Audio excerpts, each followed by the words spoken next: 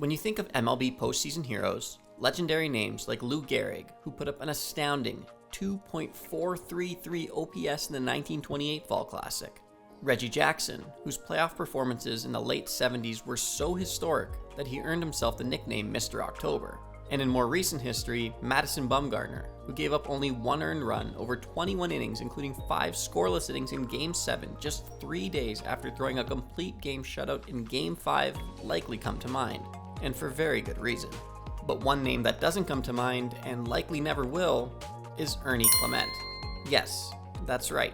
Ernie Clement, the 29-year-old utility infielder that played for the 2025 World Series losing Toronto Blue Jays. While Ernie's 2025 postseason numbers are not quite as eye-popping as the big names I mentioned off the top, he did manage to enter the MLB postseason record books in an impressive way. Clement collected a whopping 30 hits over 73 at-bats in the playoffs, which amounts to a .411 batting average, good enough to stand as the 7th best career postseason batting average of all time. Yes, I know he's only played in the MLB postseason this one time, so the feats of guys like Steve Garvey, that's Garvey with a G, not this guy, who hit .338 over 232 postseason plate appearances, and Albert Pujols, who hit .319 over his 360 playoff plate appearances, are far more impressive. But of those on the all-time list, his 77 plate appearances is the second highest, behind only Turkey Stearns, who I will admit I had never heard of prior to making this video, but will now never forget thanks to his legendary name. Clement's 30 hits in 2025 does officially put him at the top of the all-time list for most hits in a single postseason,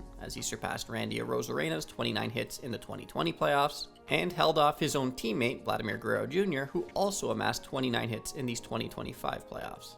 Which really goes to show you how magical of a run this year's edition of the Blue Jays were on. Ernie also sits atop the list for most singles in a postseason with 22, which may have the more casual baseball fan thinking that's over 73% of his hits only getting him to first base. But Ernie made those hits count, hitting .412 with runners in scoring position and driving in 9 runs over the 18 postseason games. Whether or not these records get broken in the future, in Toronto and across Canada, Ernie Clement is forever a fan favorite that would have really cemented his name amongst Blue Jays playoff greats like Joe Carter, if only Andy Pages didn't manage to sprint 121 feet and rob him of playoff hit number 31, and ultimately the Blue Jays of their 3rd World Series title. The silver lining for Jays fans is that Ernie is under team control through to the end of the 2028 season, giving him hopefully at least a few more chances to be an even bigger part of Jays history. But Ernie's status in the MLB wasn't always as guaranteed as it seems to be right now.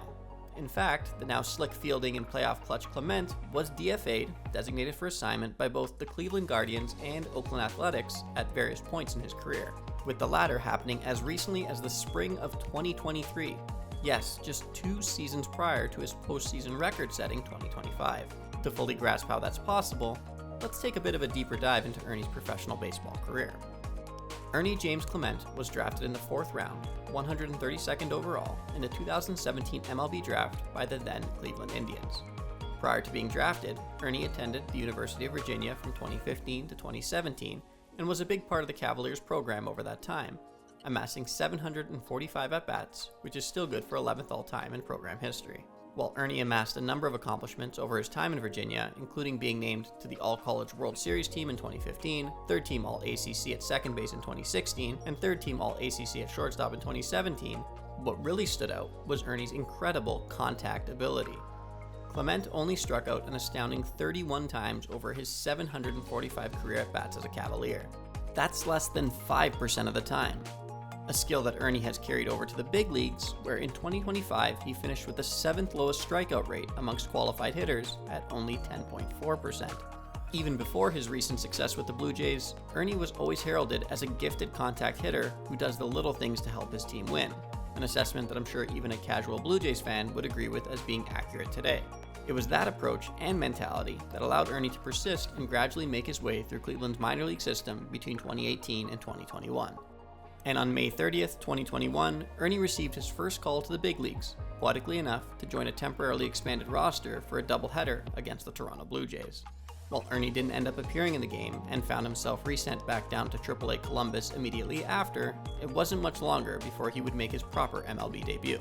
Ernie was recalled to the big club on June 13th, 2021, and would take his first MLB at-bat that same day as a pinch hitter in a game against the Seattle Mariners. Despite his reputation for putting the ball in play, Ernie, like so many big leaguers making their MLB debut, would strike out as part of a 6-2 loss in a game that once again, poetically enough, was started for the Indians by his once again teammate on the Blue Jays today, Shane Bieber. Ernie would find his way into 39 other MLB games over the course of the 2021 season, hitting only .231 while seeing time all over the infield and even playing 8 innings for the Indians in left field. In 2022, Clement's struggles at the big league level continued as he slashed .200, .264, .221 for the newly rebranded Guardians over 64 games before he was DFA'd in September and claimed by the Oakland Athletics. Over the final weeks of the season, Ernie would appear in 6 games for the bottom-feeding A's, picking up only 1 hit in 18 at-bats. After a bit of a dance on and off the Athletics' 40-man roster, Clement was eventually released by the team in March of 2023, only to be signed to a minor league contract by the Toronto Blue Jays a few days later. It was while playing for Toronto's AAA affiliate, the Buffalo Bisons, that Ernie really started to turn some heads. Over the course of multiple stints with the AAA club in 2023, Ernie would slash .348, .401, .544, putting the pressure on Toronto to consider bringing the dynamic platoon player up to the big leagues. Toronto, however, was not only in a playoff race, but had a bit of a logjam on the infield, with Matt Chapman and Bo Bichette playing nearly every game at third base and shortstop respectively, and Whit Merrifield, Santiago Espinal, and Kevin Biggio all splitting time at second. Ernie did, however, manage to appear in 30 games for the team in 2023, with most of those appearances coming between late August and mid-September while Bo Bichette dealt with an injury. In that time at the show, Clement hit .380 and only struck out 4 times in 52 plate appearances.